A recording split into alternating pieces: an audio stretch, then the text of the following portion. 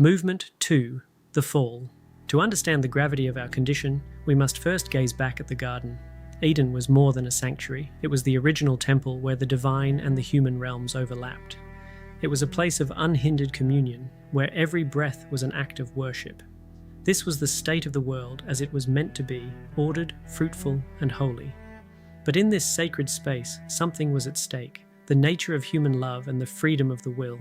When we speak of Eden, we aren't just talking about a beautiful landscape. We are talking about a functional overlap of dimensions. Imagine the presence of the Creator walking in the cool of the day, not as a visitor, but as the true king in his palace. Humanity was placed there not just to exist, but to rule and to represent. Every action was a reflection of the image of God. But within this perfect harmony, a shadow began to stir. A strategy was being formed that would target the very heart of human identity and its relationship with truth. In Genesis 3, we encounter the serpent. Notice the strategy. It doesn't begin with a direct denial, but with a subtle distortion. Did God actually say? It was an invitation to doubt the goodness of the Father. The serpent's target wasn't just the stomach, but the mind. The temptation was to step outside of the authority of the Creator and become the ultimate arbiters of truth. It was a proposal for autonomy, the desire to redefine reality on our own terms, apart from the one who spoke reality into existence. As C.S. Lewis masterfully unpacked in his work, pride is the root of every other sin. It is the spiritual cancer that eats away at the soul's ability to love. In the serpent's whisper, pride was presented as liberation. We were told that by eating the fruit, our eyes would be opened and we would be like God. The irony, of course, is that we were already made in the image of God. The temptation was to seize by power what was already given by grace. It was the birth of the human ego as the center of the universe. Then comes the moment of choice, Genesis 3:6. The weight of human agency is on full display here. One moment, one hand reaching out, one bite. But the consequences were infinite and cosmic. This wasn't a minor infraction. It was a fundamental breach of the covenant. It was the doctrine of the will in action, the human heart turning away from its source. As Augustine famously penned in his Confessions, our heart is restless until it rests in thee. In this moment, that rest was shattered, replaced by a restless, wandering independence. By choosing the fruit, humanity chose to redefine what is good and what is evil. We became our own gods, but to be your own god is a crushing burden. It requires a level of wisdom and power that no creature possesses. This redefine of reality was a rejection of the order of creation. We were no longer leaning into the truth of the Creator. We were attempting to fabricate our own truth. And as we see in the unfolding narrative, a world built on human autonomy is a world that quickly descends into chaos, shame, and brokenness. The immediate fruit of the fall was not wisdom, but shame. Genesis tells us their eyes were opened and they realized their nakedness.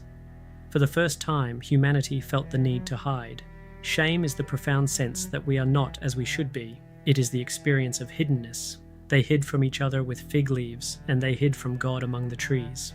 The communion of the garden was replaced by the concealment of the soul. We have been hiding behind our accomplishments and our masks ever since. This was the first and most devastating consequence, the broken vertical relationship. The line between the Creator and the creature was severed. We were no longer walking with God, we were fleeing from Him. This rift is the source of all human existential dread. We were made for the presence of the infinite, and without it, we are fundamentally displaced. Every spiritual longing we feel today is a ghost of that lost communion, a memory of the cool of the day that we were designed to enjoy but can no longer reach on our own. But the brokenness didn't stop with God. It immediately bled into our horizontal relationships. When God confronts Adam, the man who once sang a poem of unity over his wife now points the finger of blame. The woman whom you gave to be with me. Relationship was replaced by self-preservation. The harmony between male and female was shattered, replaced by power struggles and division.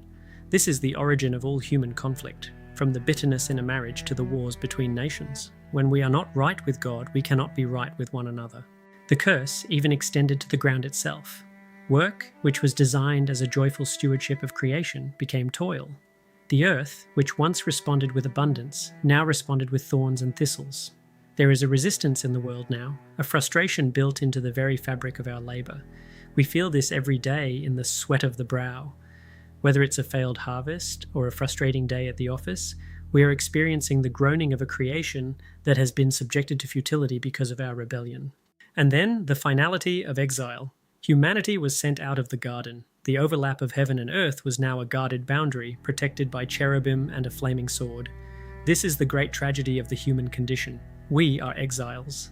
We are always looking for a home we can't quite find, a peace we can't quite grasp.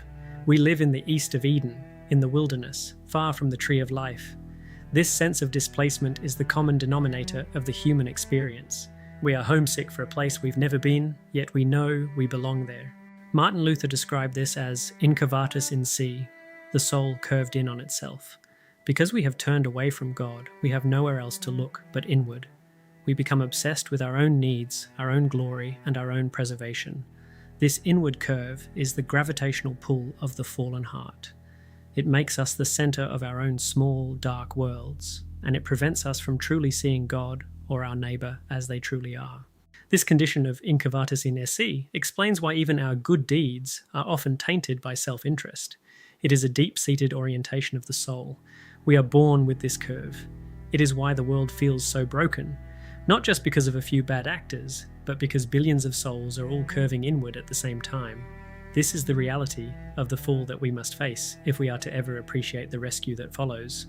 Without a clear-eyed understanding of the depth of the disease, we will never truly value the cure. But even in the midst of the curse, God did not leave us without hope. In Genesis 3:15, we find the first glimmer of the gospel, what theologians call the proto-evangelium, the first good news. Even as he is pronouncing judgment, God promises a seed, a child of the woman who would one day crush the head of the serpent. It is a promise of a rescue mission that was planned before the foundations of the world. Even in the darkness of the fall, the light of redemption is already breaking through.